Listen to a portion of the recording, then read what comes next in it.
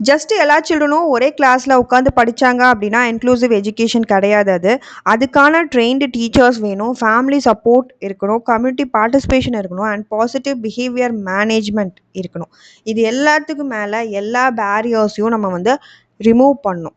So இந்த யூனிட்டை பொறுத்த வரைக்கும் பார்த்தீங்கன்னா எப்படி டீச்சர்ஸ், பேரண்ட்ஸ், ஸ்கூல்ஸ் அண்ட் சொசைட்டியாக எல்லாரும் ஒர்க் பண்ணும் டுவர்ட்ஸ் த இன்க்ளூசிவ் எஜுகேஷன் அப்படின்றத தான் டிஸ்கஸ் பண்ண போகிறோம். ஸோ அது கூடவே நம்ம வந்து எப்படி வந்து ஒரு 5 மார்க் 10 மார்க் கொஷின் எழுதுறது அப்படின்றதையும் பார்க்கலாம் அந்த டாபிக்ஸை. So hi all, welcome to B Ed study master channel. இன்னைக்கு வீடியோவில் இந்த கிராஷ் கோர்ஸில் நம்ம யூனிட் 5ல் இருக்க இம்பார்ட்டன்ட் டாபிக்ஸ் பார்க்கலாம். அதை எப்படி எழுதுறது, 5 மார்க்கா 10 மார்க்கா எப்படி கன்வெர்ட் பண்ணி எழுதுறது அதையும் டிஸ்கஸ் பண்ணலாம். First coming to the important 5 mark question.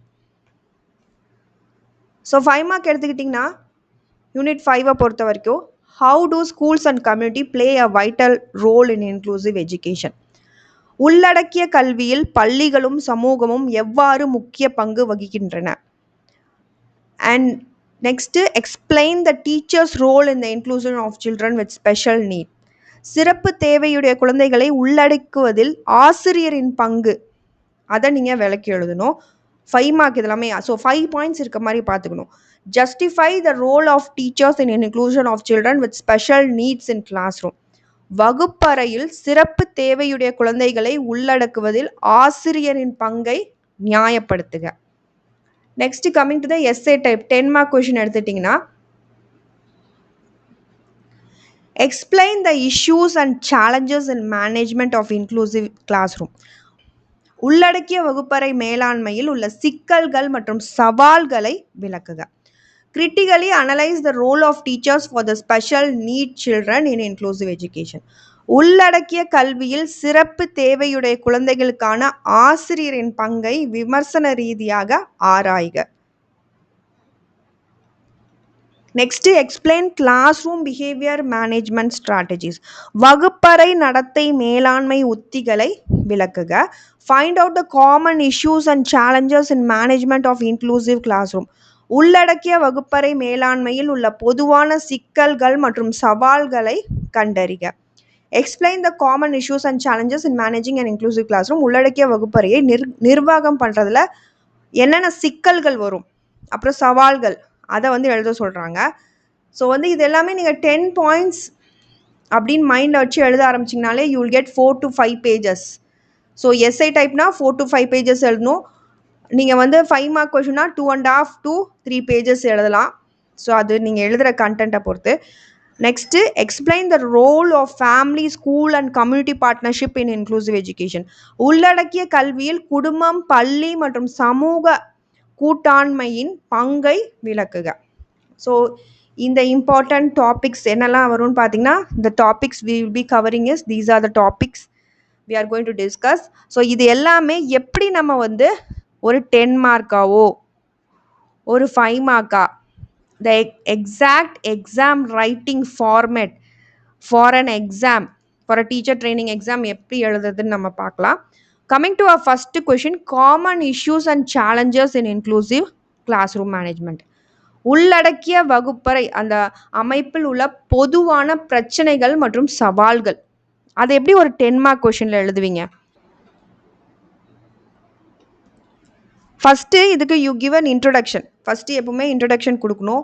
So இன்க்ளூசிவ் எஜுகேஷன்னா என்ன, means educating children with and without disabilities in the same classroom with equal opportunity and support. உள்ளடக்கிய கல்வி என்பது மாற்றுத்திறனாளி மற்றும் சாதாரண மாணவர்கள் சம வாய்ப்பு மற்றும் ஆதரவுடன் ஒரே வகுப்பில் கற்பதாகும். அதை தான் நம்ம இன்க்ளூசிவ் செட்டப் அப்படின்னு சொல்கிறோம். ஸோ அதுதான் ஒரு இன்ட்ரடக்ஷன். நெக்ஸ்ட்டு என்ன கொஷினில் கேட்டிருக்காங்க, அதில் இருக்க common issues and challenges. So first common இஷ்யூன்னு ஒரு ஹெட்டிங் போட்டு இன்னொரு கலர் நீங்கள் யூஸ் பண்ணலாம். ஸோ பிஎட் எக்ஸாமை பொறுத்த வரைக்கும் you can use many colours and இதில் வந்து ப்ரெசன்டேஷனுக்கு தான் வந்து மார்க்ஸ் வந்து கிடைக்கும் உங்களுக்கு. ஸோ ப்ரெசன்டேஷன் ரொம்ப இம்பார்ட்டண்ட். ஸோ ஆனால் ரெட் இல்லைனா க்ரீன் ஷேடு இருக்க பென் மட்டும் யூஸ் பண்ணாதீங்க, மற்ற என்ன பென் ஆனாலும் நீங்கள் யூஸ் பண்ணலாம். ஸோ காமன் இஷ்யூ பொதுவான பிரச்சனைகள் பார்த்தீங்கன்னா லெஸ் ஸ்டூடெண்ட் என்ரோல்மெண்ட், குறைந்த மாணவர் சேர்க்கை இருக்குது. ஸ்டூடெண்ட்ஸ் வந்து கம்மியாக தான் என்ரோல் ஆகுறாங்க. இந்த this children with special needs இருக்காங்களே அவங்க. இப்போ இன்க்ளூசிவ் எஜுகேஷன் வந்து சக்சீட் ஆகணும் அப்படின்னா அதுக்கான ஒரு செட்டப் வேணும். இப்போ ரேம்ப் இல்லாத ஸ்கூலையோ, சப்போர்ட் இல்லாத ஸ்கூலையோ, இல்லை ட்ரெயின்டு டீச்சர் இல்லாத ஸ்கூல்லையோ ஸ்டூடெண்ட் செலக்ட் பண்ண மாட்டாங்க. ஸோ அதனாலேயே அங்கே இருக்காது, அந்த ஃபெசிலிட்டி இருக்காதுன்னு சொல்லி நிறைய ஸ்டூடெண்ட் அங்கே போய் வந்து ஜாயின் பண்ணதில்லை. ஸோ அது ஒரு issue. Less student enrolment, lack of teacher competency, ஆசிரியர் திறன். டீச்சர்ஸ் அவ்வளோ வந்து ட்ரெயின்டாக இருக்கிறதில்ல. They lack the training. Large class, right, பெரிய வகுப்பு. ஏன்னா ஒரு கிளாஸில் 40 to 50 ஸ்டூடெண்ட்ஸ். அப்போ இண்டிவிஜுவலாக டீச்சரால் அட்டென்ஷன் தர முடியாது. இப்போ ஸ்பெஷல் நீட்ஸ் குழந்தைன்னா அவங்களுக்கு இன்னும் கொஞ்சம் அட்டென்ஷன் கொடுக்கணும். ஸோ அது இன்னும் கஷ்டமாகுது. ரிஜிட் கரிக்குலம், நெகிழ்வற்ற பாடத்திட்டம். The same curriculum. ஸோ எல்லா லேர்னர்ஸ்க்கும் நம்ம ஒரே மாதிரி கரிக்குலம் தான் கொடுக்குறோம். அது ஒரு பெரிய ஒரு ட்ராபேக்கு. இன்அடிக்குவேட் ட்ரைனிங், போதிய பயிற்சி இல்லாமை. Pre service, in service training எதுவுமே கொடுக்குறது இல்லை. நெகட்டிவ் ஆட்டிடியூட், எதிர்மறை மனப்பான்மை இங்கே இருக்குது. பேரண்ட்ஸ் டீச்சர்ஸ்க்கு ஒரு நெகட்டிவான ஆட்டிடியூட். அதுக்கப்புறம் இன்அடிக்குவேட் இன்ஃப்ராஸ்ட்ரக்சர். அந்த ஸ்கூல்ஸ்லேயே பார்த்தீங்கன்னா ramp, lifts, accessible toilets, suitable pathway இது எதுவுமே இருக்கிறது இல்லை. அதனால அந்த சிடபிள்யூஎஸ்என் குழந்தையால் ஃபுல்லாக பார்ட்டிசிபேட் பண்ண முடியாது. இப்போ ஒரு வீல் சேரோட ஒரு ஸ்டூடெண்ட் இருக்காங்க அப்படின்னா கிளாஸ் அட்டன் பண்ணும். ஆனால் அந்த ஸ்கூலில் ரேம்ப் இல்லை, ஆக்சசபிள் டாய்லெட் இல்லை. ஸோ அப்படியே அட்மிஷன் கொடுத்து அந்த குழந்தைய நீங்கள் உள்ளே எடுத்துக்கிட்டீங்கனாலும் எப்படி வந்து அந்த குழந்தைய எல்லா இடத்துக்கும் போவாங்க இன்ஃப்ராஸ்ட்ரக்சர் இல்லாமல்? ஸோ அப்போ ஃபுல்லாக பார்ட்டிசிபேட் பண்ண முடியாது, ஒரே இடத்துல தான் உட்கார்ற மாதிரி இருக்கும். அது ஒன்று. And lack of assistive device, உதவி சாதனங்கள் இல்லாமல். இப்போ learning aids, mobility aids, communication devices இல்லாமல் இருக்குது. லிமிட்டட் டீச்சிங் மெத்தட்ஸ், வரையறுக்கப்பட்ட கற்பித்தல் முறைகள். ஸோ டீச்சர் சென்டர்டாக தான் இருக்குது. நம்ம ஒரு ஃபிக்ஸ்டு மெத்தடை யூஸ் பண்ணி அதில் தான் நம்ம வந்து ரொட்டீன் ஃபாலோ பண்ணிகிட்டு இருக்கோம். இதில் வந்து அந்த குழந்தைக்கு தனியாக நம்ம எதுவும் ஃபாலோ பண்ண முடியறதில்ல.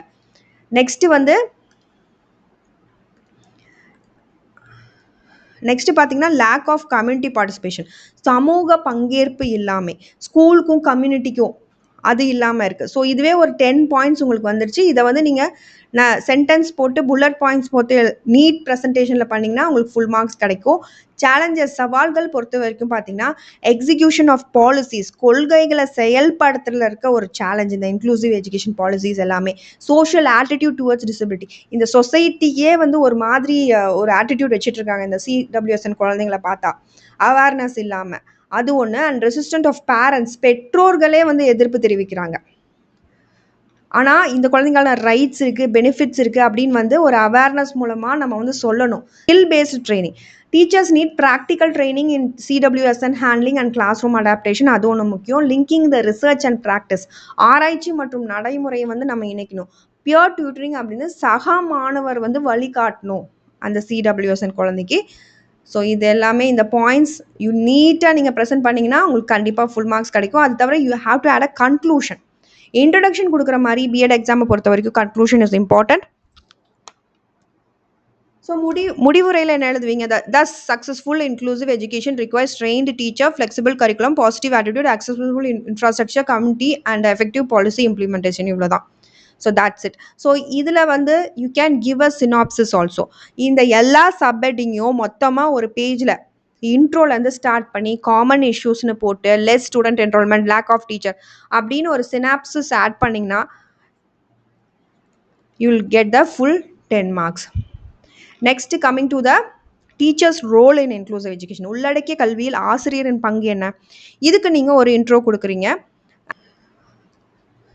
So teacher is not just a teacher, teacher becomes a guide, supporter and facilitator in inclusive education.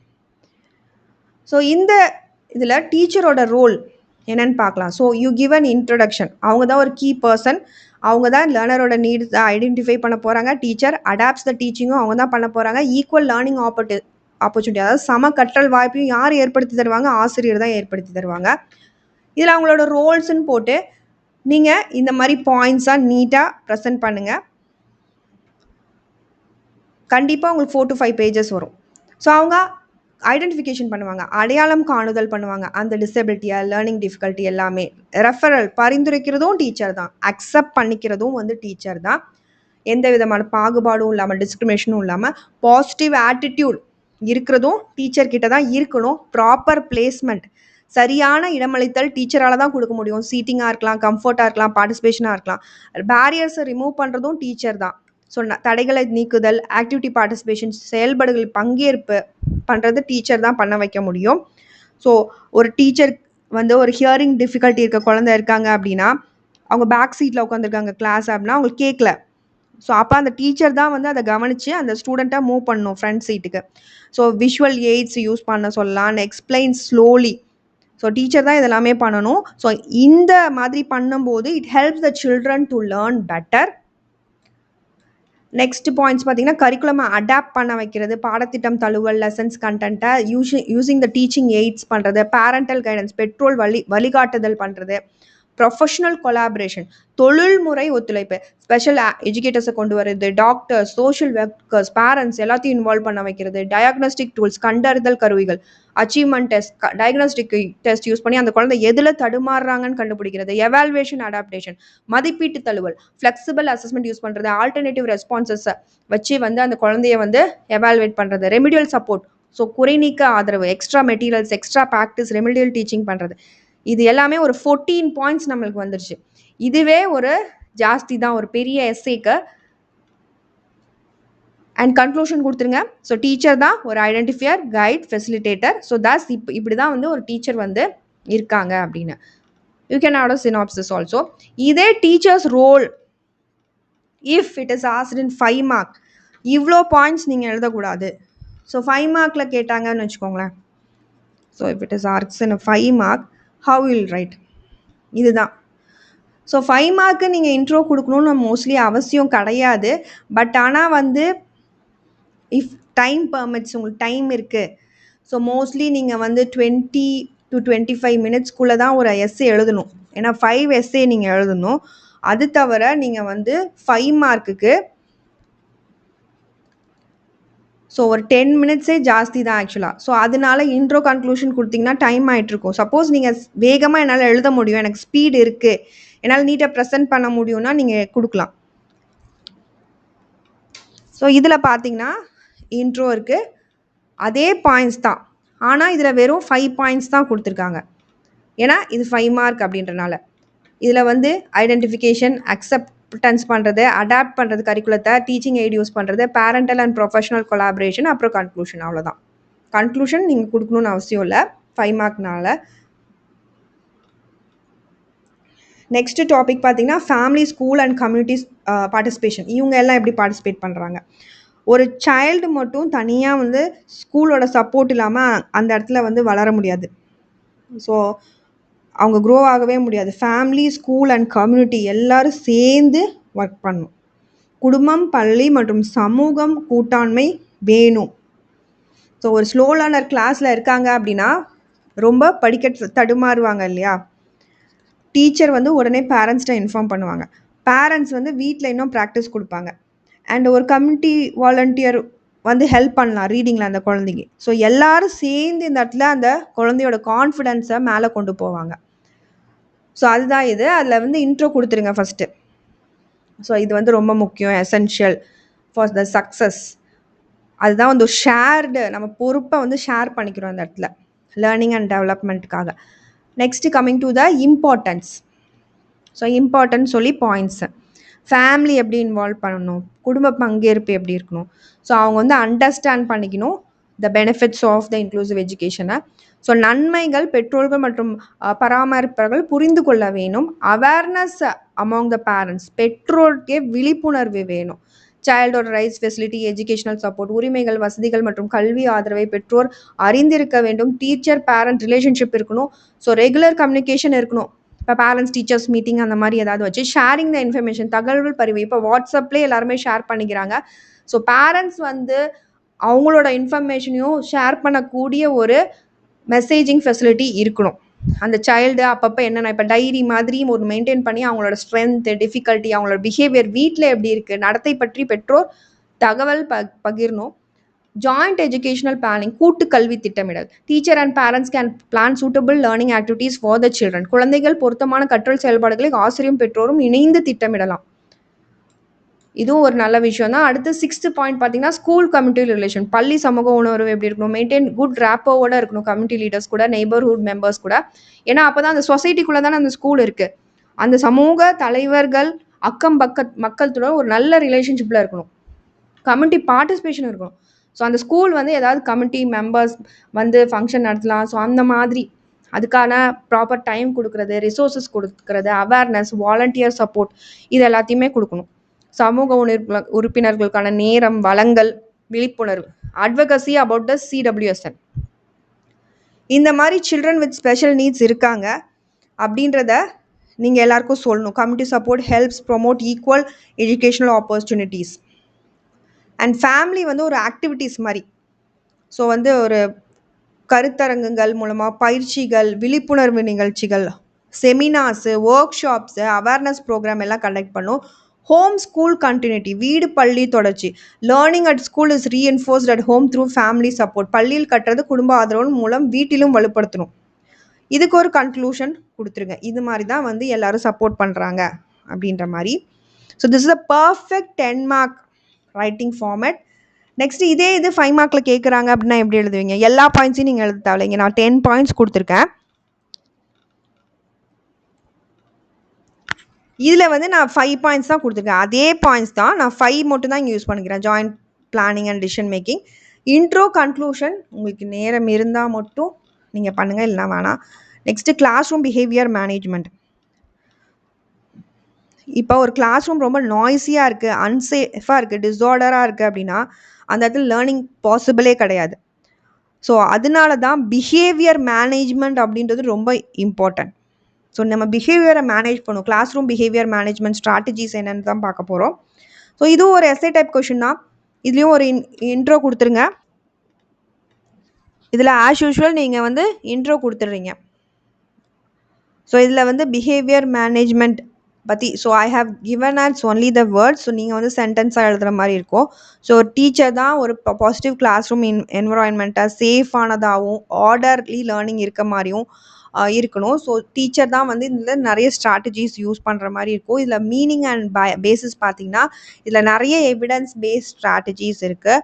Based on the applied behavioural analysis, Skinner பண்ண ஆப்ரண்ட் கண்டிஷனிங் சொல்லலாம். ஸோ அது வந்து பிஹேவியரை தான் அவர் அதோட எக்ஸ்பெரிமெண்ட்டில் பண்ணியிருப்பார். ஸோ அப்படின்னு சொல்லிட்டு நெக்ஸ்ட் அதோட டைப்ஸ். ஸோ என்னென்ன டைப்ஸ் உத்திகள் நம்ம வந்து பயன்படுத்தலாம்னா ஆன்டிசிடென்ட் ஸ்ட்ராட்டஜிஸ், முன்னிலை உத்திகள். ஒரு பிரச்சனை வர்றதுக்கு முன்னாடியே நீங்கள் அதை யூஸ் பண்ணணும்.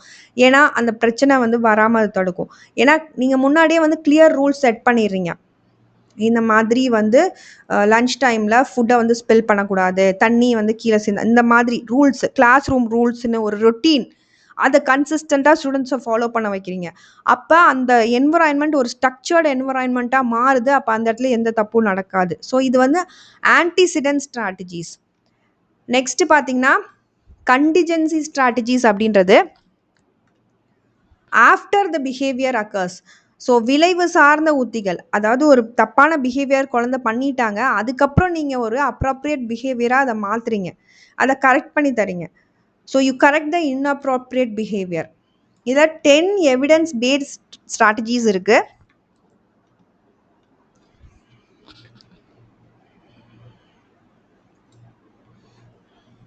இப்போ ஒரு கிளாஸ் ரூம்லேயே ஒரு ஸ்டூடெண்ட் வந்து ரொம்ப பேசி மற்றவங்கள டிஸ்டர்ப் பண்ணிகிட்டே இருக்காங்க அப்படின்னா டீச்சர் அந்த இடத்துல கிளியரான ரூல்ஸ் செட் பண்ணும்.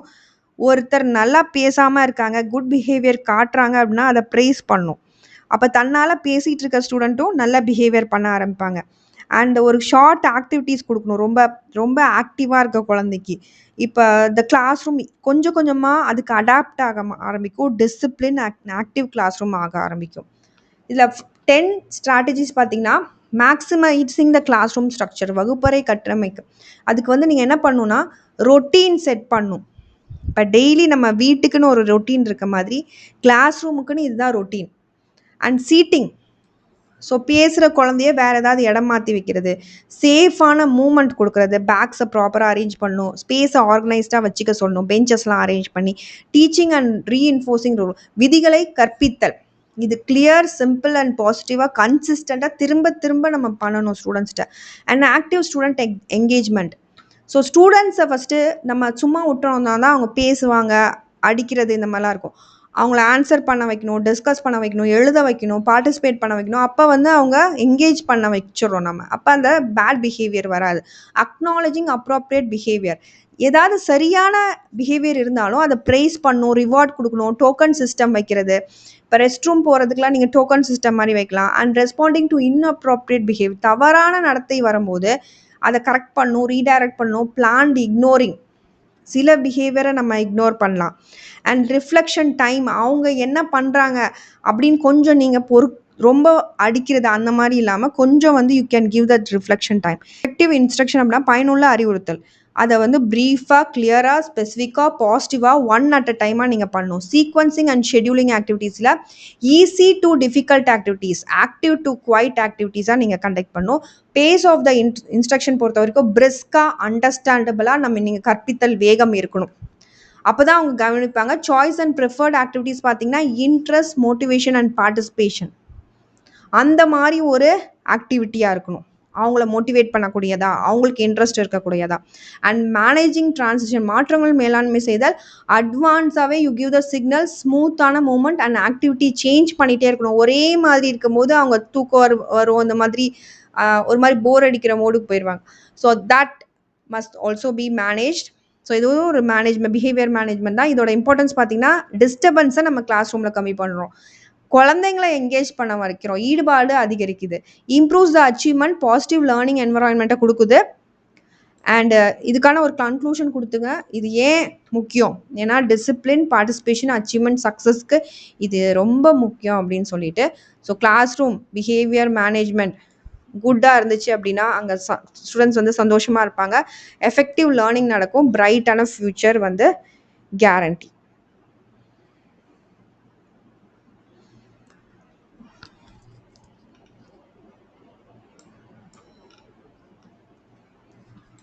ஸோ ஒரு 5 மார்க் கொஷின் கேட்டாங்கன்னா இன்ட்ரோ முக்கியம் கிடையாது, பட் அந்த 5 பாயிண்ட்ஸ் வந்து ரொம்ப முக்கியம் 5 மார்க்கை பொறுத்த வரைக்கும். அண்ட் 10 மார்க்கில் கேட்டாங்கன்னா இன்ட்ரோ, கன்க்ளூஷன் ரொம்ப முக்கியம், ஸோ ஆட் பண்ணாமல் விட்டுறாதீங்க. அண்ட் 8 to 12 பாயிண்ட்ஸ் எழுதுங்க 10 மார்க்குக்கு. ஸோ அதுக்கு ஒரு சினாப்சிஸ், ஸோ சினாப்சிஸ்னால் அந்த இன்ட்ரோ போட்டுட்டு கன்க்ளூஷன் வந்து கீழே வரும் இல்லையா, இதுக்கு நடுவில் அந்த பாயிண்ட்ஸ் என்ன நீங்கள் எழுத போகிறீங்க அதோட ஹெட்டிங் மட்டும். ஸோ சினாப்சிஸ் ஒன்று ஆட் பண்ணிடுங்க, ஒரு பாக்ஸ் போட்டு. ஸோ நீட்டாக இருக்கும். So that's it. Hope you understood. Thank you all for watching my video. N video உங்களுக்கு பிடிச்சா லைக் பண்ணுங்கள், ஷேர் பண்ணுங்கள், கண்டிப்பாக பெல் பட்டனும் கிளிக் பண்ணுங்கள். நோட்ஸ் ஏதாவது உங்களுக்கு வேணும்னா டெலிகிராம் சேனலை கண்டிப்பாக விசிட் பண்ணுங்கள். Happy learning to you all. Thank you.